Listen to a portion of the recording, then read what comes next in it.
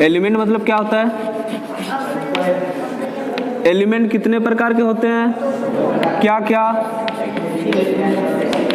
Active मतलब सक्रिय, active मतलब सक्रिय। एक क्या था? पैसिव, पैसिव मतलब निष्क्रिय। ठीक है। एक्टिव एलिमेंट हमारे कितने प्रकार के होते हैं? एक्टिव एलिमेंट जो है इसको भी दो पार्ट में बांटा गया है कि नहीं? एक क्या? डिपेंडेंट, डिपेंडेंट मतलब जो किसी पर आश्रित है, किसी पर डिपेंडेंट है। दूसरा क्या था? इंडिपेंडेंट,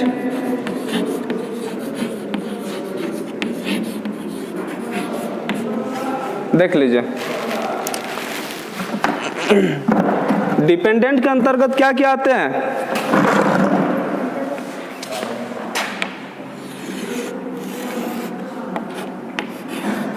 बीजेटी था, बीजेटी था, और क्या था? यूजेटी और एफईटी, और क्या था? ओपी एम्प मतलब, एम्प मतलब एम्पलीफिकेशन, एम्पलीफिकेशन किसमें होता है? एम्पलीफायर में। ठीक है। और एक था आपका क्या? SCR था, सिलिकॉन कंट्रोलर रेक्टिफायर, था कि नहीं? यानी ये सभी आपके क्या है? डिपेंडेंट है। डिपेंडेंट मतलब आश्रित है, किसी और पर आश्रित है, ये समझ रहे हैं? और ये सारे के सारे आपके क्या है? बीजेटी, यूजेटी, एफईटी और ऑफ एम्पियर, एम्पियर बोल रहे हैं। एम्पलीफिकेशन क्या है आपके? ट्रांजिस्टर। क्या है? ट्रांजिस्टर।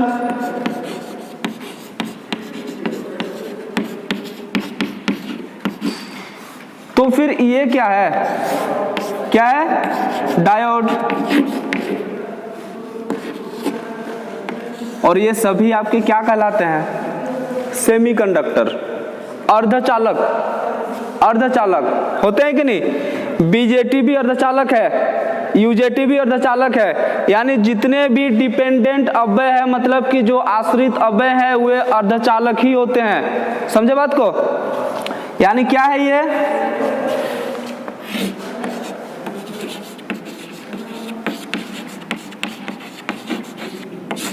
अर्धचालक है। तो इंडिपेंडेंट यानी जो खुद स्वतंत्र है, स्वतंत्र है। क्या क्या होते हैं स्वतंत्र? क्या क्या? एक होता है आपका सप्लाई स्रोत, या तो करंट स्रोत है ना, करंट सोर्स। फिर आते हैं आपके वोल्टेज सोर्स,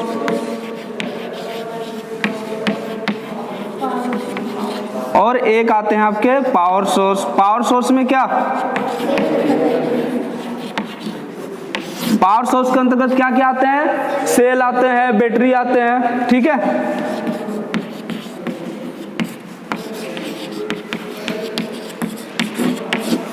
ये तो हुआ आपके एक्टिव एलिमेंट। एक्टिव एलिमेंट मतलब कि बीजेटी भी एक्टिव एलिमेंट है, और पावर सोर्स, वोल्टेज सोर्स और करंट सोर्स भी एक्टिव एलिमेंट है। पर क्या है? जो करंट सोर्स है ये इंडिपेंडेंट एक्टिव एलिमेंट है। समझे बात को? और जो बीजेटी है, यूजेटी है, यानी कि जो अर्धचालक है, जो ट्रांजिस्टर है, जो डायोड है, किसके अंतर्गत आते हैं? डिपेंडेंट एक्टिव एलिमेंट के अंदर। समझे बात को? दूसरा है आपका पैसिव यानी निष्क्रिय घटक।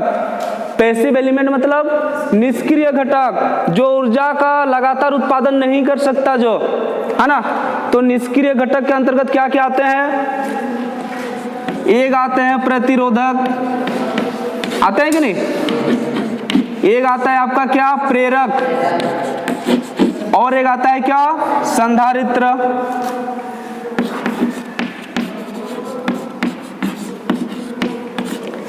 इतना सारा तो याद था आपको? कंफर्म हुआ आज? उतारे जो नहीं उतारे।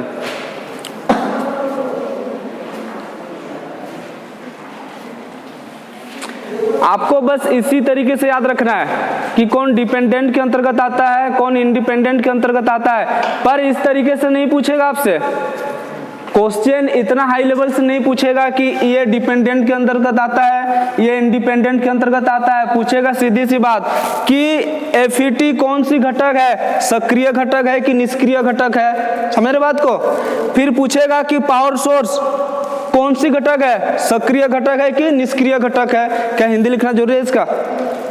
एक्टिव मतलब होता है सक्रिय, सक्रिय घटक। एक्टिव एलिमेंट मतलब सक्रिय घटक और पैसिव एलिमेंट मतलब निष्क्रिय घटक। पैसिव एलिमेंट क्या क्या है आपके? रजिस्टर है, इंडक्टर है, कैपेसिटर है, यानी प्रतिरोधक हुए, प्रेरक हुए और क्या? संधारित्र। याद रहेगा?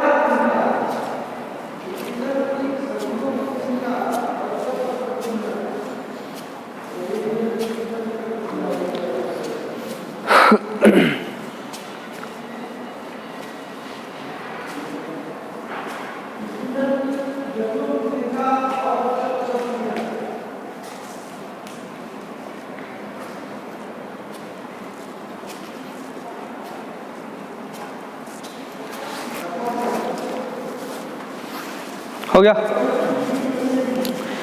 इसके बाद क्या पढ़े थे?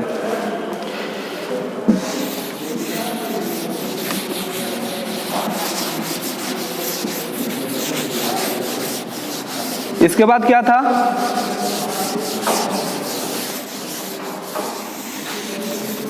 कुछ पढ़े थे इसके बाद? एक दिशीय और द्विदिशीय था।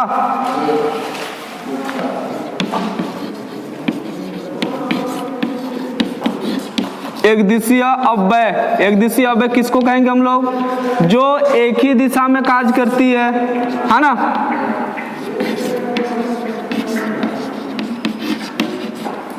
द्विदिशीय मतलब जो दोनों दिशा पर कार्य करती है। और दोनों दिशा में कार्य कौन कौन करती है? दोनों दिशा में कार्य कौन कौन करती है? रजिस्टर यानी प्रतिरोधक करती है,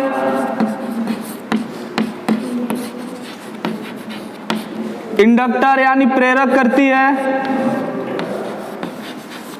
और एक है आपके क्या? संधारित्र यानी कैपेसिटर। ठीक है, इस सब का प्रतिरोधक का तो स्पेशल चैप्टर आया है, कर चुके हैं। प्रेरक का स्पेशल चैप्टर आएगा, संधारित्र का स्पेशल चैप्टर आएगा। ठीक है, अभी बस उदाहरण के तौर पर जानिए इसको कि प्रेरक, संधारित्र और है आपका प्रतिरोधक द्विदिशीय अव्यय है। समझे बात को? तो एक दिशीय अव्यय हमारे क्या क्या है?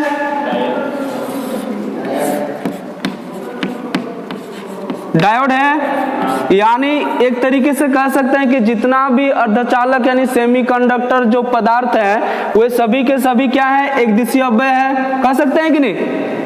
कह सकते हैं कि नहीं? यानी डायोड हुए, एक है आपका क्या? ट्रांजिस्टर। तो ये सभी आपके है क्या? अर्धचालक। देखिए क्वेश्चन कैसे क्रिएट होता है, बताइए। द्विदिशीय अव्यय को हम एक्टिव एलिमेंट कहेंगे कि पैसिव एलिमेंट कहेंगे? बताइए। द्विदिशीय जो अव्यय है यानी बाई डायरेक्शनल एलिमेंट है ना, द्विदिशीय जो अव्यय है वे हमारे एक्टिव एलिमेंट कहलाएंगे कि पैसिव एलिमेंट कहलाएंगे? एक्टिव कैसे कहेंगे? एक्टिव किसको कहा जाता है? सक्रिय घटक है ना। सक्रिय घटक को एक्टिव कहा जाता है। एक्टिव क्या करता है? ऊर्जा का उत्पादन लगातार करता है। तो क्या प्रतिरोधक, प्रेरक और संधारित्र ऊर्जा का उत्पादन करते हैं? करते हैं क्या? तो जो द्विदिशीय अव्यय है हमारे क्या कहलाएंगे? Passive element. पैसिव मतलब निष्क्रिय, निष्क्रिय घटक है ना। पैसिव एलिमेंट मतलब निष्क्रिय घटक, या तो फिर कहिए निष्क्रिय अव्यय है ना, निष्क्रिय युक्ति। ठीक है, तो द्विदिशीय अव्यय हमारा पैसिव एलिमेंट हुआ। तो क्या एक दिशीय अव्यय को हम एक्टिव एलिमेंट कह सकते हैं? कह सकते हैं कि नहीं इसको? क्यों कह सकते हैं? क्योंकि ये अर्धचालक होते हैं, अर्धचालक होते हैं। और अर्धचालक पदार्थ एक्टिव एलिमेंट के कौन से पार्ट में आते हैं? अर्धचालक जो पदार्थ होते हैं एक्टिव एलिमेंट के कौन से पार्ट में आते हैं? डिपेंडेंट में आते हैं कि इंडिपेंडेंट में आते हैं? किस में आते हैं? डिपेंडेंट में। डिपेंडेंट में मतलब जो किसी और पर आश्रित होते हैं, समझे बात को। और इंडिपेंडेंट में क्या होते हैं? सप्लाई स्रोत, वोल्टेज सोर्स और क्या? Power source. ठीक है, कल बताया था ये चीज। उतारिए।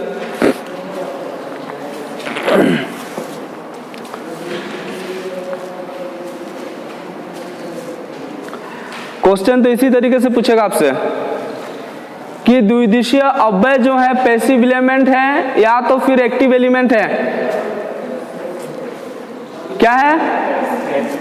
Passive element. और जो एकदिशीय अव्यय है वो एक्टिव एलिमेंट। ठीक है, इसके बाद हमारा क्या था नीचे? एक था आपका रेखीय, एक था क्या? अरेखीय। तो रेखीय में बस एक ही चीज जानना है। क्या जानना है? रेखीय अव्यय जो होते हैं क्या करते हैं? ओम के नियम का पालन करते हैं।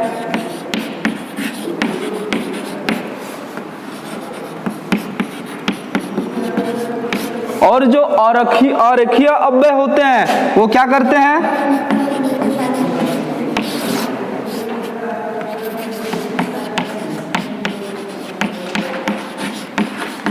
ओम के नियम का पालन नहीं करते हैं ये।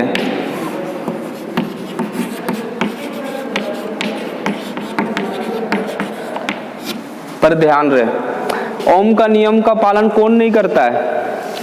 अर्धचालक पदार्थ, सेमीकंडक्टर पदार्थ। मतलब जितने भी डायोड होंगे, जितने भी ट्रांजिस्टर होंगे, है ना, ये कभी भी ओम्स लॉ का पालन ये नहीं करेंगे। क्यों नहीं करेंगे? क्योंकि ये सब में क्या होता है ना, टेम्परेचर बढ़ने पर रेजिस्टेंस का मान घटता है ना।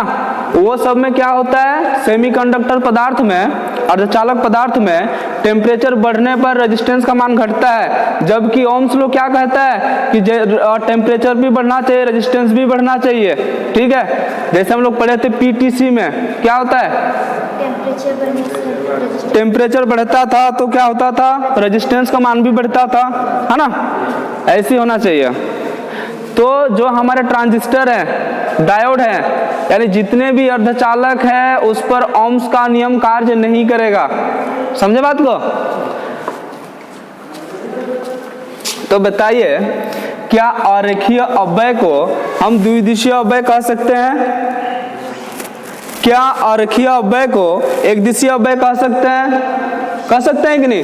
कह सकते हैं, क्योंकि ये हमारे अर्धचालक है और अर्धचालक में ओम्स का लॉ कार्य नहीं करता है। ठीक है, और ओम्स का लॉ यदि कार्य नहीं किया तो समझ लीजिए वो अरेखीय अव्यय है। समझे बात को? यानी उदाहरण के तौर पर लिख सकते हैं,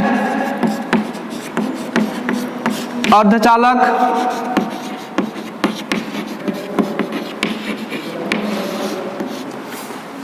ठीक है। तो फिर इसमें क्या होगा? चालक।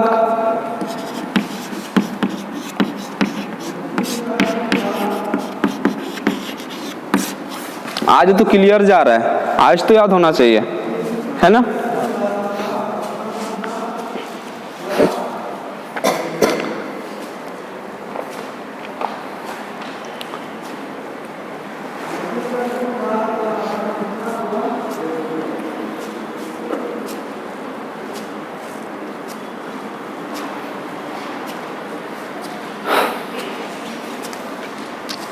ऊपर उतार लिए। इसके बाद लास्ट में क्या था? एकत्रित यानी लंपेड एलिमेंट।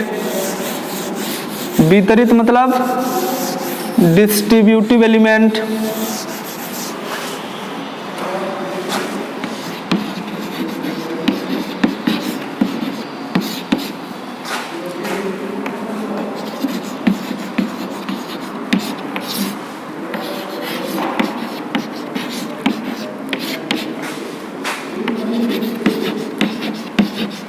बताइए, एकत्रित अवयव हम लोग किसको कहेंगे? लंपेड एलिमेंट हम लोग किसको कहेंगे? यानी ऐसी अवयव, ऐसी घटक जिस पर केवीएल और केसीएल नियम लागू होता है। केवीएल और केसीएल किसका नियम है? किरचॉफ का। केवीएल मतलब किरचॉफ वोल्टेज लॉ, केसीएल मतलब किरचॉफ करंट लॉ, इसके बाद आएगा, है ना।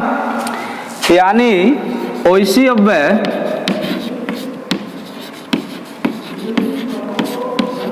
जिस पर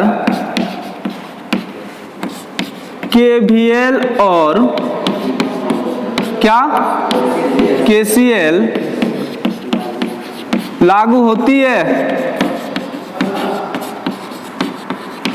यानी केवीएल और केसीएल लागू होती है। तो केवीएल और केसीएल लागू कहां पर होती है? सभी साधारण परिपथ में।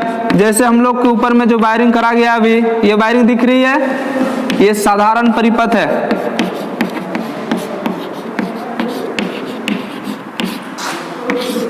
तो वितरित अव्यय हम लोग किसको कहेंगे? डिस्ट्रीब्यूट अव्यय हम लोग किसको कहेंगे? क्या कहेंगे? जिस पर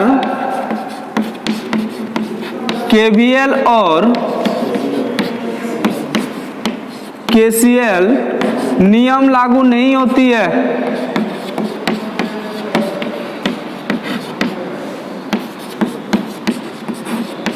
उदाहरण के तौर पर क्या? पारेषण लाइन,